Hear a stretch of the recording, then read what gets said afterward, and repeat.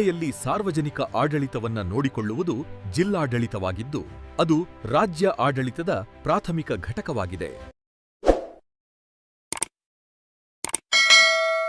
ಜಿಲ್ಲಾಧಿಕಾರಿಗಳು ಜಿಲ್ಲೆಯ ಆಡಳಿತ ವ್ಯವಸ್ಥೆಯ ಪ್ರಮುಖ ನಾಯಕತ್ವವನ್ನು ವಹಿಸುವ ಅಧಿಕಾರಿಯಾಗಿದ್ದಾರೆ.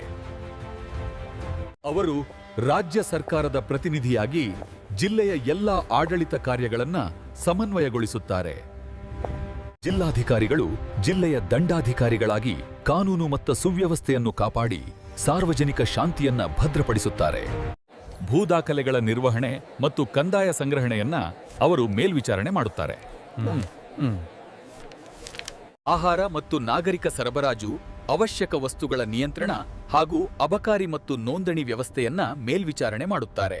ಆರೋಗ್ಯ, ಶಿಕ್ಷಣ, ಸಾಮಾಜಿಕ ಕಲ್ಯಾಣ ಮತ್ತು ದುರ್ಬಲ ವರ್ಗಗಳ ಅಭಿವೃದ್ಧಿಗೆ ಸಂಬಂಧಿಸಿದ ಯೋಜನೆಗಳನ್ನ ಜಾರಿಗೊಳಿಸುತ್ತಾರೆ. ಲೋಕಸಭೆ, ವಿಧಾನಸಭೆ ಮತ್ತು ಸ್ಥಳೀಯ ಸಂಸ್ಥೆಗಳ ಚುನಾವಣೆಯನ್ನ ನ್ಯಾಯಸಮ್ಮತವಾಗಿ ನಡೆಸುವ ಜವಾಬ್ದಾರಿ ಜಿಲ್ಲಾಧಿಕಾರಿಗಳದ್ದಾಗಿದೆ. ಸ್ಥಳೀಯ ಆಡಳಿತ ಸಂಸ್ಥೆಗಳ ಕಾರ್ಯಗಳನ್ನು ಮೇಲ್ವಿಚಾರಣೆ ಮಾಡಿ ಸಮನ್ವಯ ಸಾಧಿಸುವುದು ಜಿಲ್ಲಾಧಿಕಾರಿಗಳ ಪ್ರಮುಖ ಜವಾಬ್ದಾರಿಯಾಗಿದೆ.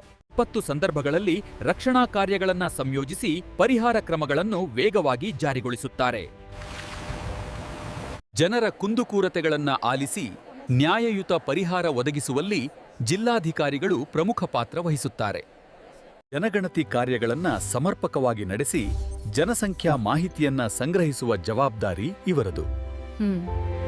ಒಟ್ಟಾರೆಯಾಗಿ ಜಿಲ್ಲಾಧಿಕಾರಿಗಳು ಉತ್ತಮ ಆಡಳಿತದ ಕೇಂದ್ರ ಬಿಂದು.